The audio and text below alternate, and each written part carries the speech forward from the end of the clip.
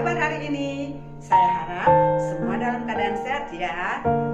Selamat bertemu kembali pada video pembelajaran IPA. Kali ini kita akan membahas tentang ciri-ciri makhluk hidup.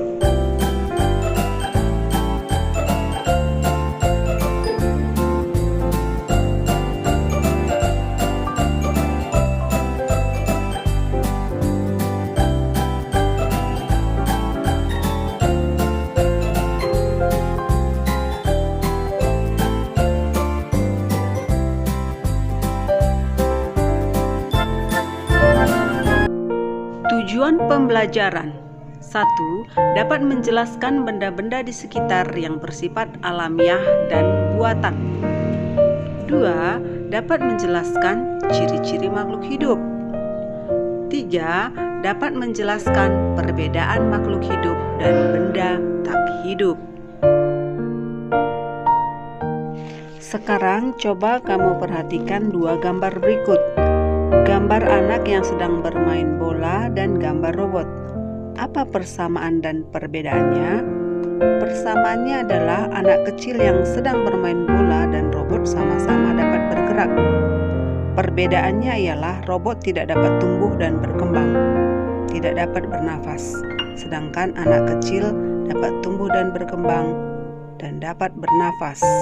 Robot dapat bergerak jika digerakkan oleh manusia, sehingga robot dapat dikatakan adalah benda buatan.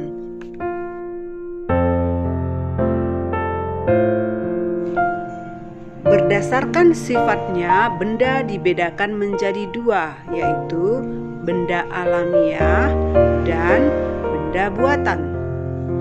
Benda alamiah adalah benda yang berasal dari alam, sedangkan benda buatan adalah benda yang dibuat oleh manusia.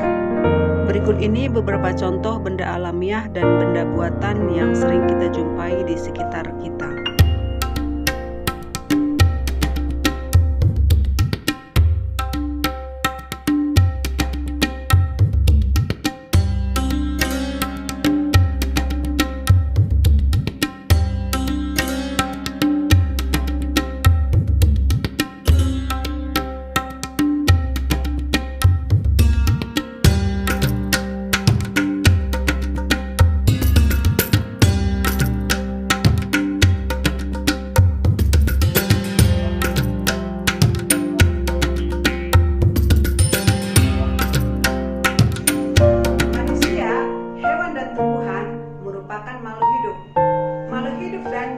Hidup atau benda mati dapat dibedakan dengan adanya ciri-ciri kehidupan.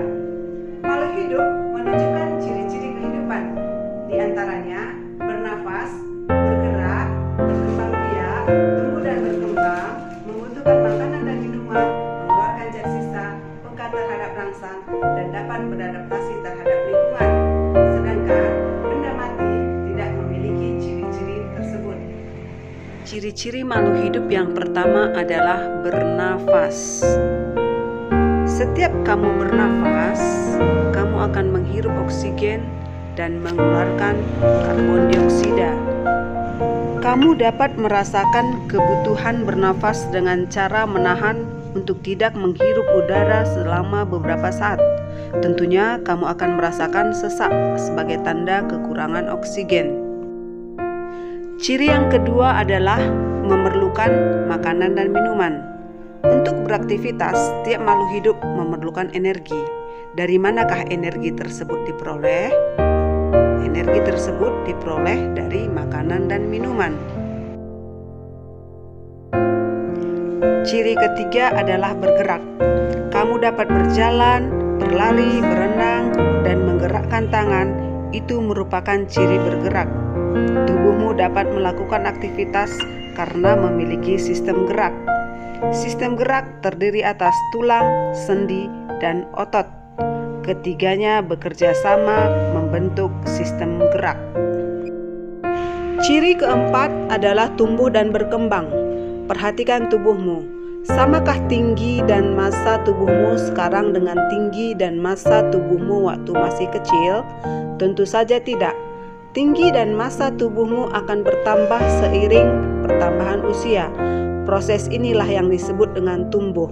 Hewan juga mengalami hal yang sama. Kupu-kupu bertelur. Telur tersebut kemudian menetas menjadi ulat, lalu menjadi kepompong.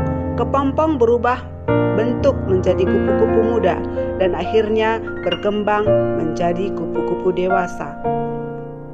Ciri kelima adalah berkembang biak. Kemampuan makhluk hidup untuk memperoleh keturunan disebut berkembang biak atau reproduksi. Tujuannya untuk melestarikan jenisnya agar tidak punah. Ciri yang keenam adalah peka terhadap rangsang.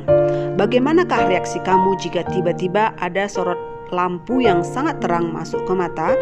Tentu secara spontan kamu akan segera menutup kelopak mata. Dari contoh itu menunjukkan bahwa manusia mempunyai kemampuan untuk memberikan tanggapan terhadap rangsangan yang diterima. Kemampuan menanggapi rangsangan disebut iritabilitas. Ciri yang ketujuh adalah mengeluarkan zat sisa atau ekskresi. Proses mengeluarkan zat sisa pada makhluk hidup disebut ekskresi. Proses ini penting dilakukan agar tidak ada racun atau zat berbahaya di dalam tubuh. Paru-paru, kulit, ginjal, dan anus adalah organ ekskresi pada manusia dan hewan. Sedangkan pada tumbuhan, zat sisa berbentuk oksigen dikeluarkan melalui bagian stomata dan lentisel. Zat sisa hasil metabolisme antara lain urin, keringat, karbon dioksida, getah empedu, dan feses.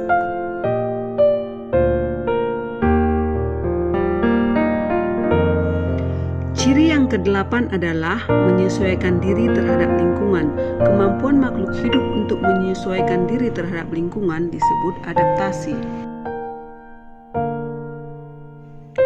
Adaptasi dapat dibagi tiga, yaitu satu, adaptasi morfologi, yaitu penyesuaian bentuk tubuh makhluk hidup terhadap lingkungannya. Contoh, bentuk paruh pada burung yang bermacam-macam. Dua, adaptasi fisiologi, yaitu penyesuaian fungsi organ tubuh makhluk hidup terhadap lingkungan. Contoh, unta mempunyai kantung di punuknya untuk menyimpan air agar tahan di padang pasir dalam jangka waktu yang lama. Yang ketiga, adaptasi tingkah laku, yaitu penyesuaian tingkah laku makhluk hidup terhadap lingkungannya. Contoh, cumi-cumi dan gurita akan mengeluarkan cairan tinta untuk menjauhi musuhnya apabila dalam keadaan berbahaya.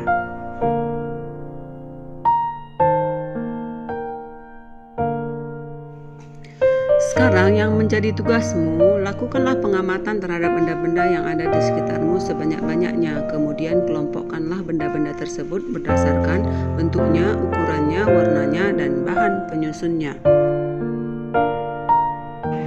Demikianlah video pembelajaran kita kali ini. Sampai bertemu.